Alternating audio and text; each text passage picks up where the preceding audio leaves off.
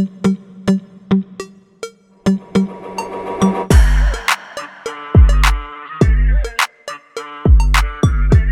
life, Real conversations. Real friendship. real emotion. Welcome back to the Doctor's Wise podcast. And I'm here with my homegirls, Dr. Wise. Okay. Today we're going to be discussing motherhood, mental loads, and medical mayhem. Okay, don't worry though. We might go a little deep. Y'all ready to go deep? Deep? We're going deep. Deep. We're going deep today. I hope you're ready. But we're still going to have fun. We're just going to be real. And, you know, it might get a little emotional. Hopefully, not emotions. too much, but this is real emotions. Real Okay, emotions. and I'm real friendships. Real life. Real conversations. We're going to do a round table. Okay. I like it. Okay, ladies. Okay, well, let's get into it. So we're going to do a round table. We're going to talk about family. We're going to talk about family planning. Okay. Talk about fertility, motherhood. So grab your tissue. Yeah. So I guess I'll kick us off. Why? Let's talk about, did you always want to be a mom? You know, because that's such a personal question. If you guys think about it, motherhood looks so different nowadays than it used to be. Like, we're seeing that so many women not want to be moms. They want to be dog moms. So there's a lot of options, you know? And I mean, no shade to the dog moms. Right. That's Shout out to all the dog moms. That's That's true. dog mom. Yeah. So, like, it's very different. And the beautiful thing, like, we have options these days. Like, if you don't want to be a mother, that's okay. It's not by force, right? So, yeah.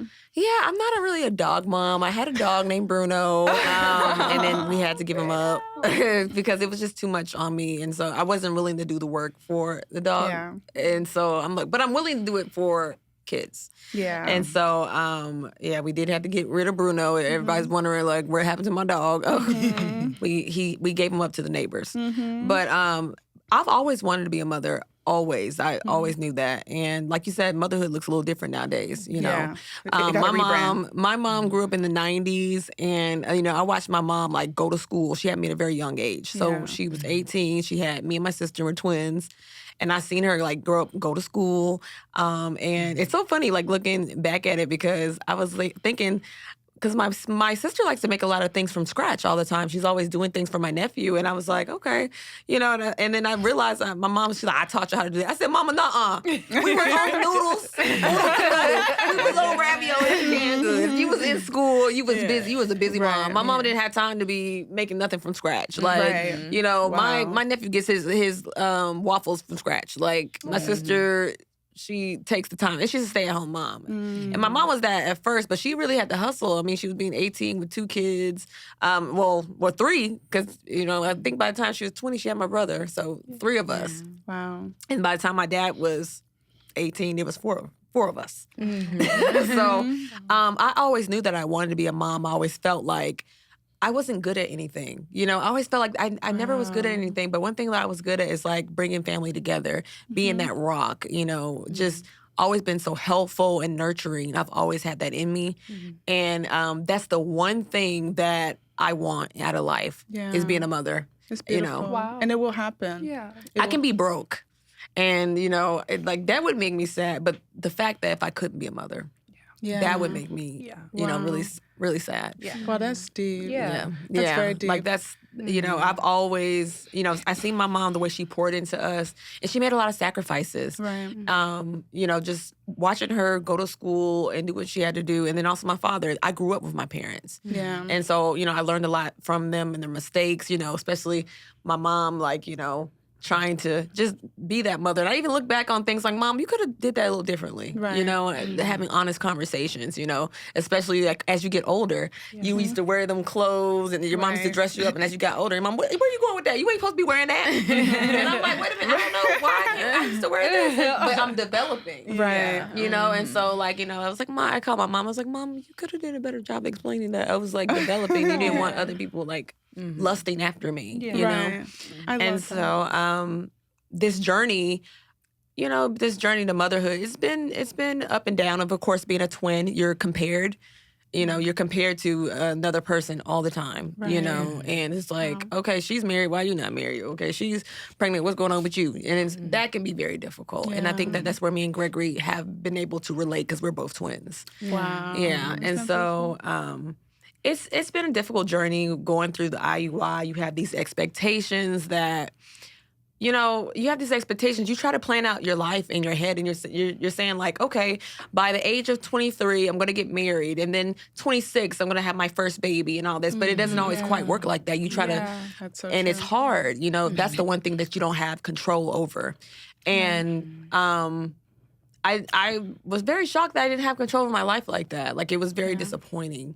And when I got diagnosed with endometriosis a few years ago, that was very difficult for me. Being on the show and feeling like I had no support amongst doctors, amongst OBGYNs, you know, women that you would think that you would be able to lean on. I didn't have that. And so it was rough, you know, going through that publicly, and then, you know, people having this stigma and this false notion that, oh, you're not able to have kids with endometriosis, but that's not true.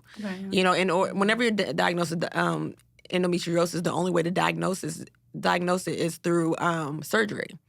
And so, you know, but it doesn't mean that you can't have kids, because there's plenty of women out there that have been able to have kids. But, you know, I found support through, you know, just fans reaching out. I joined Facebook groups and stuff like that. And it's been a difficult process for me. Just going through that publicly, it's been rough. And I thank God that I have you guys to lean on. And I know, like, I'm getting right into it.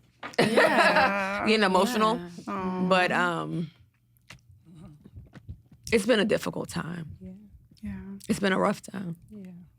And those that have been supporting me, I appreciate you reaching out and you saying, hey. Right. We didn't bring any tissue. We didn't. You're not the only one. Yeah. Like, I have that, you know, I have people that support me, that understand my journey. And I appreciate you guys being there and loving on me the way that you guys do. I wish we could show give you a hug. This journey is not easy. I know. I don't mean to, like. Easy. And we are not. Yeah, let me get them tissues. Let's get the tissues. I jumped right into it. Give me a little. Give me break it in four, please. These lashes. Oh my God. Let me get y'all together. Please, let's share, pass this around. Literally. Oh my God, nobody prepares us for how emotional that journey can be. Oh, Letitia, so you know, I'm still on my journey trying to get through the IUI and the IVF, and you know, I did 2 IUIs and they didn't work, but you know, I'm keep going, and like, you know, even like going through the show and stuff like that, it was like, you know, dumb shit like, why are you not just skipping to the IVF, and you know. You know, why don't you just get a surrogate? I'm like, shit, I just fucking found out that I have endometriosis. And again, like, it doesn't mean I can't have kids, but like, let a bitch live, you know what I'm saying? Like, let me go through it. Like, you know, or your sister can be a surrogate. I'm like, you know, that's not even in my mind, you know, right now. Like, I'm just trying to live life right now and just, you know, take it a day at a time. I've been married for 2 years. And so, you know, during that time of having endometriosis for the whole year, you know, I was like waiting for surgery and then had to recover.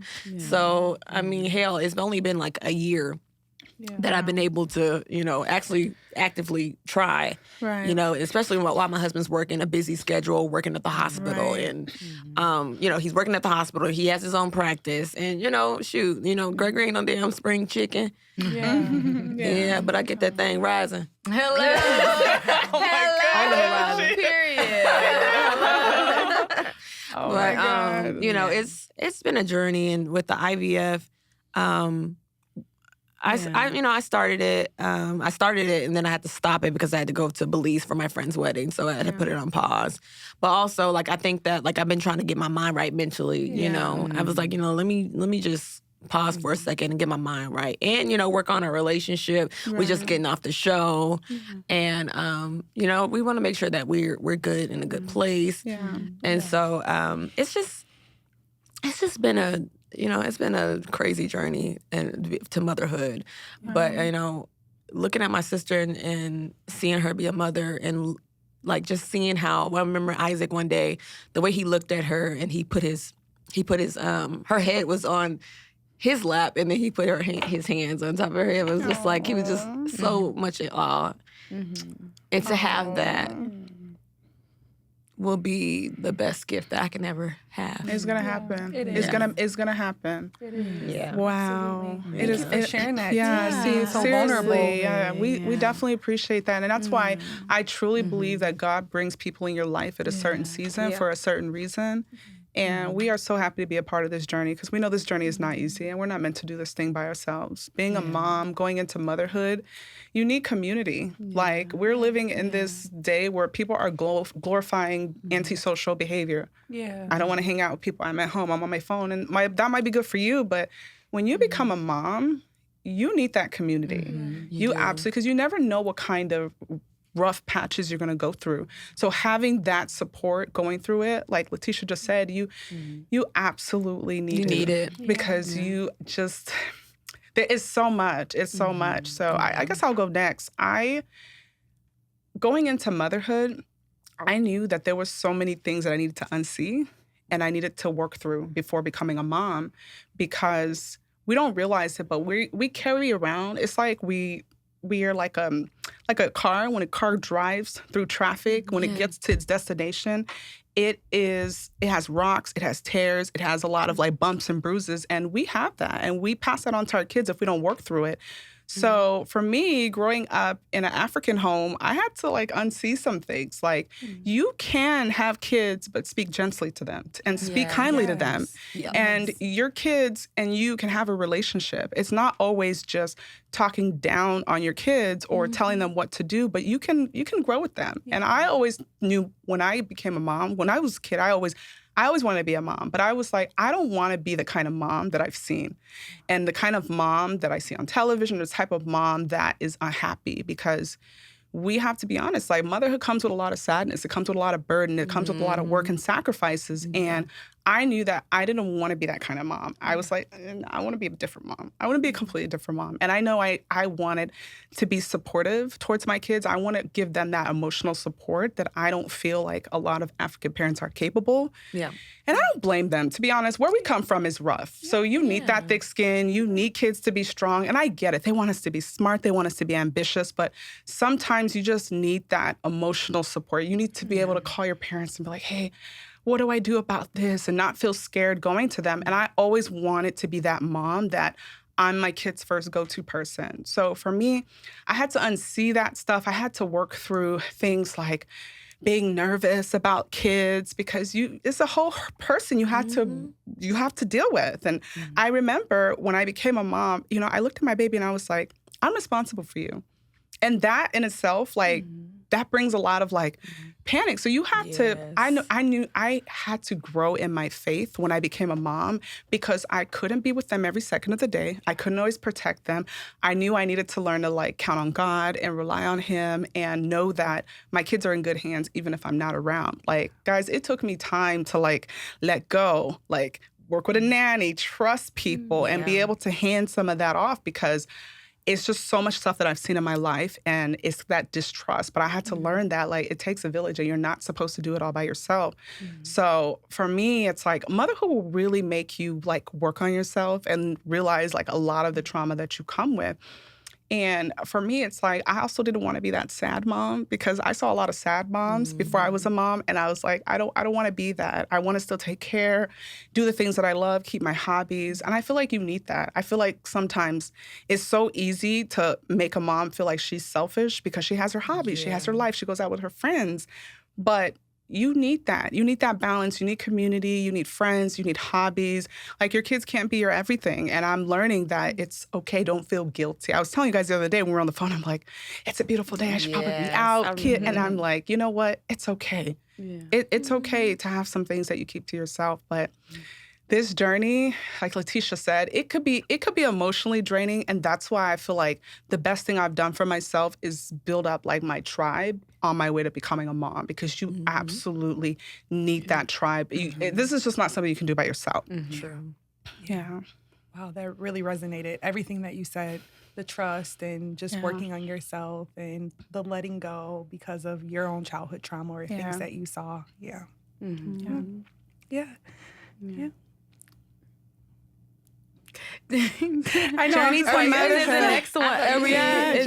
Journey to motherhood. Yes. So, like, did you always want to? Yeah. So I definitely always knew that I would like to be a mom, and wanted to be a mom. And kind of like you, Jen, I knew that I wanted to be a different mom than what I saw growing up, right? I desire to be a lot different from that.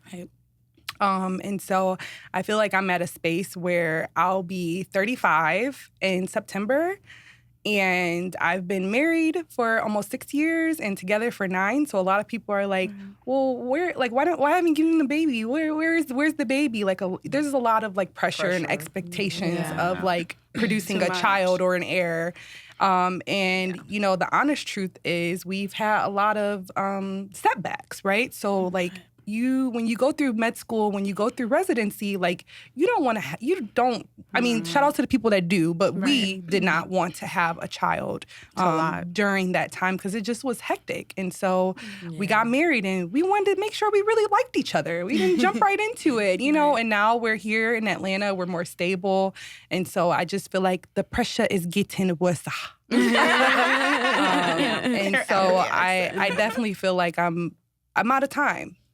And you know, I'm preparing and doing the things that I need to do to become a mom. So I'm been on this trying to lose weight, child. It's so hard. And you know, going to the doctor, making sure my numbers are good, levels, this, that, blood work, all of these things. But I genuinely do feel like, you know, it has, you know, I need to get to going soon. But I do wish that I had more time to prepare. But a lot of parents always say there's no perfect time. So, but I am, my heart is ready, my mind is ready, we're financially ready, and we're in a great marriage to be great parents. I love that. I do wish I had more time, but your girl's getting older. So. Yeah, and that's okay. That's okay. Yeah. But, you know, I think you said something really important. I wish people would stop doing this, like, putting pressure, like, when is the baby coming? When, like, the thing is, you don't know what people are going through. It's rude. Right? It's very rude. It's rude. And I want to mention that, like, let's like normalize not asking people what their plans are because you don't know what they're dealing with, right? I've had so many friends who've had struggles throughout the years, who've been married for years, and and you never know what's going on behind the scenes. It's very insensitive. So I wish people would stop doing that and let people announce their news or what they plan to do when they're ready to, and not put pressure on people. And the intent might be coming from them. It might be good. You know, they might just love you guys so much that they want to see a mini you. But when you're going through your own struggles in your own mind, in your own head, it you know, it can be triggering. Exactly. What about you, Kayla? I don't know. I'm like sitting here listening to you guys and like really resonating with what you guys are saying. I'm like, I feel like I grew up with a a complicated relationship with motherhood. Like I grew up with a lot of responsibility at a young age. You know, I had a lot of younger siblings, and I think I like easily like went into like a caretaker role.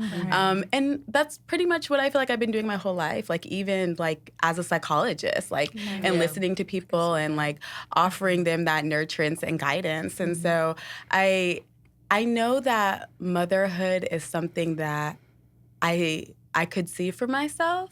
But I also think like I feel like I take it very seriously. Like motherhood is not something that I plan to accidentally like fall into.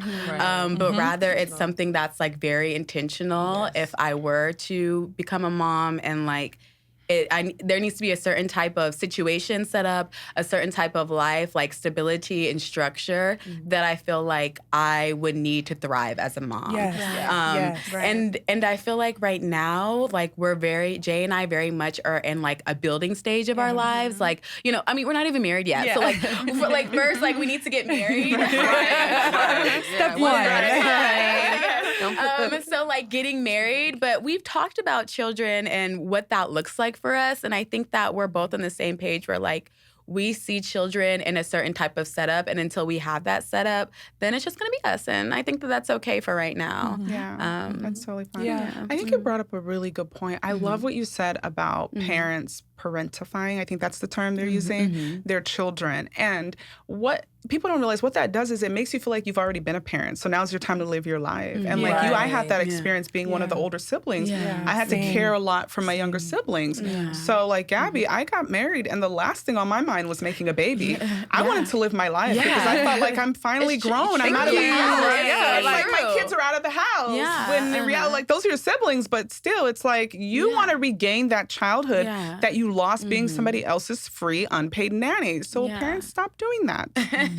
You know, when you think about like, you know, how things are supposed to go in the chronological order and like kind of when we used to play games as kids and, you know, first comes marriage, then comes marriage, then comes the baby and the baby carriage. Like all these Disney movies and stuff like that. It like kind of portrays your mind like, okay, this is supposed to be next. This is supposed to be find love and then get married. Like Disney betrayed us. Because where's my happily ever after? You're supposed to get married and pop out a baby, and I'm like, let's go travel. I want to go to Greece. I want to see the world. Yes, like you know, and then like watching my mom and to see all the hard work that she did. And I think I remember one time whenever I was filming a scene and I was saying that I was actually getting like emotional about it because I was like, my mom, I watched her really work hard and pull herself up from bootstraps because I remember her working like fast food and then finally she worked herself up and she got her degree and then she went to she started working at the hospital and she got into cybersecurity and all that. And so I got I watched my mom like just grow up and so.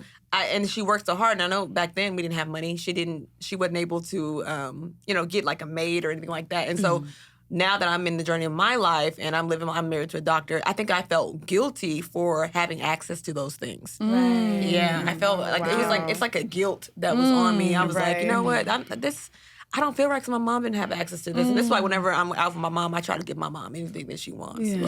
Because I've seen the sacrifices. And I wanted to make her proud because I'm like, you know, my mom that did A, B, and C. I better come out and be somebody. You know, and I knew that at a young age. I was like, whatever my mama do, I got to do. Like, I gotta top that. And so, you know, just being a wife now and all that kind of stuff. And I still do like some of those traditional things and things that I saw my mom do, but I sometimes have to remind myself like, you don't have to do this. Like, you know, don't feel guilty because your mom went through it. Like, you know, like your mom's doing well now. You know, she living her best life. And so now I'm like trying to accept the fact that like, you know, I can afford it. I can do it. Like, don't feel guilty about it. Live your damn life. Don't have that guilt.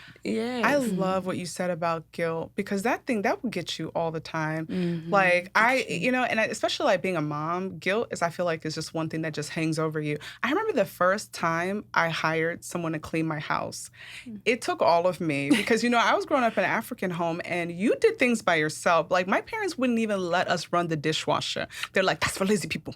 You know, like, I didn't do that either. I must have. I never worked. We always had to wash the dishes. And we weren't allowed to. So, like, you know, I felt guilty, like, wow, like, I'm hiring somebody to clean my house. Like, I had to get over it. But I realized, like, we're at a different time, and I was like, I got to take some of that pressure off of myself to be and do everything. We don't have to be doing everything, like cooking, cleaning. There are people that can help us, and that's okay. We should be able to ask for help, but that guilt just like eats at you. Like when you can do things when you know your other generations were never able to, right? Like hiring a nanny. It's like back in the days, like your community would raise your kids, but look at me going out and hiring a nanny. Oh, this is bad. This is a stranger with my kid. He should be with their aunts. This is a different time. So I feel like we have to realize like we're doing motherhood in a whole new era with a whole new set of rules. So we can't be holding ourselves to the old ways because the old ways doesn't work in the new world. Nanny me. Yes. Okay. Immediately. I have a nanny on Help her in the house.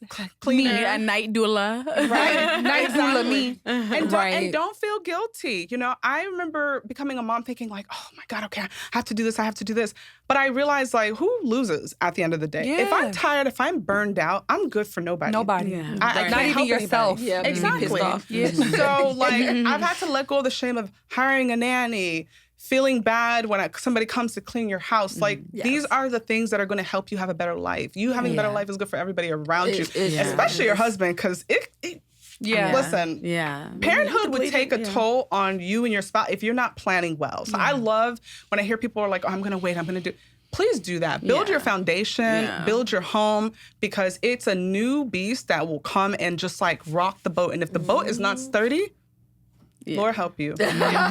You will be tipped over in the water. Yeah. Wow. Like the Titanic. Wow. Oh my God. Great. Great round table, ladies. I know, this is a great round table. Wow. Bonding. It's like we need a group hug. I know, group hug. Group hug. You love it like all in my I know, face. Mike. I was like the mic blocking.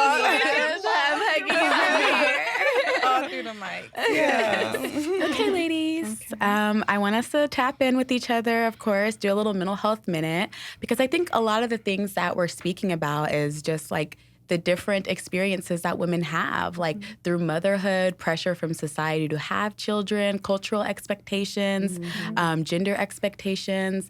And it makes me think about just how we are taking moments to pause and like take care of ourselves as women, as wives, fiancés, you know, as moms, as women trying to have children, all of the above.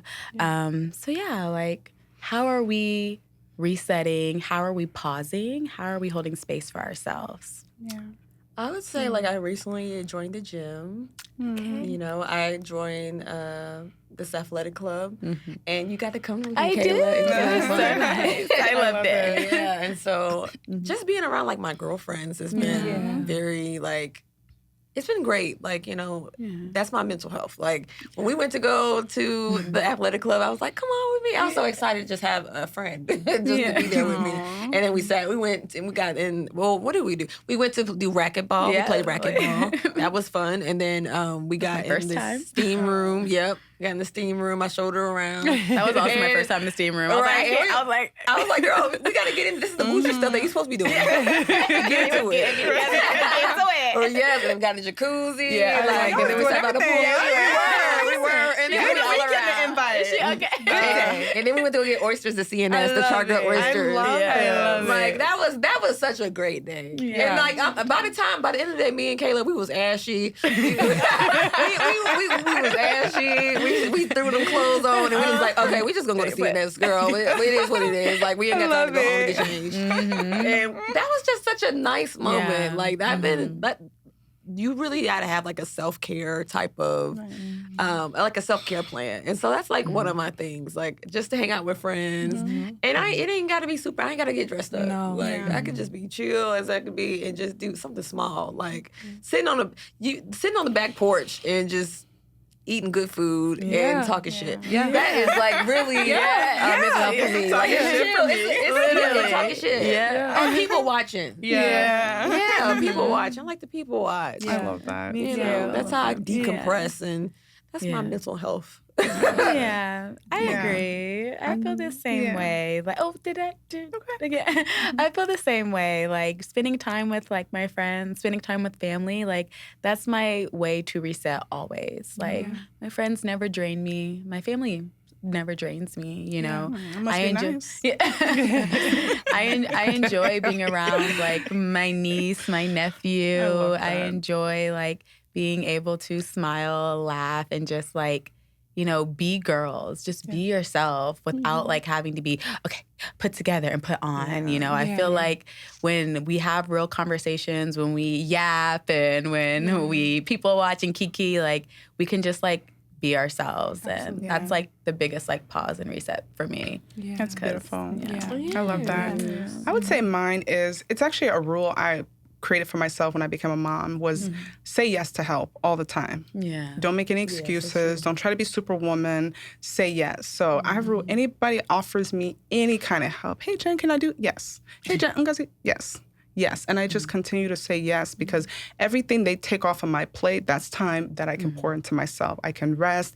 I can sleep. I can read. I can go dance. I can hang out with you guys. So I've had to learn how to, again, this is the older sibling, doing things for everybody, the mom guilt, I have to do everything. I've really had to learn how to say yes to help. So for me, that's my way to pour into myself, is when people want to support me, I let them. Yeah. That's great. That's really great. Too.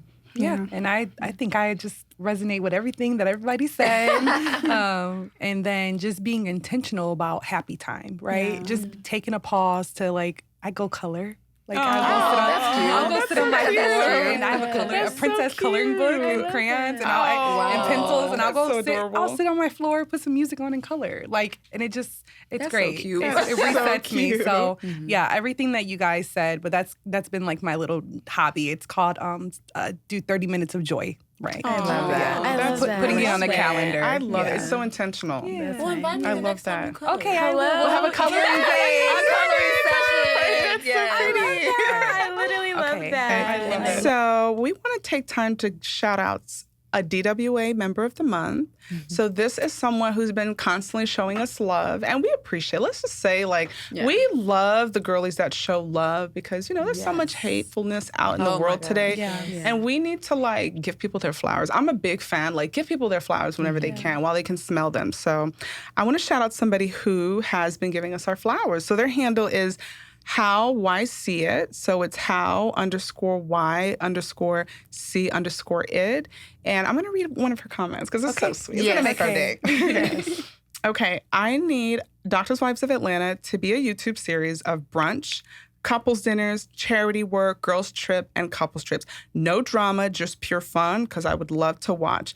Y'all are such beautiful, fashionable girls. One of y'all need to make a YouTube series, a thing, and then trademark the name real quick. And did. Which we've done. Okay, which we've done. And did it. And this is like a sizzle reel. I just want it to be longer. So we want to thank you so much for the love. How I see it. I love it. We love you. We love you. The love is Thank you. mutual. The love is mutual. Yeah, So- Thank you. And that's a wrap. That's a wrap. So that's it for this episode. Tune in for the next episode. We've got a lot more coming your way. So if you're not already, follow us on every single social media platform. We're on TikTok. We're on YouTube. Hit the notifications. Subscribe. And we'll see you next time. Bye. I hope you enjoyed it.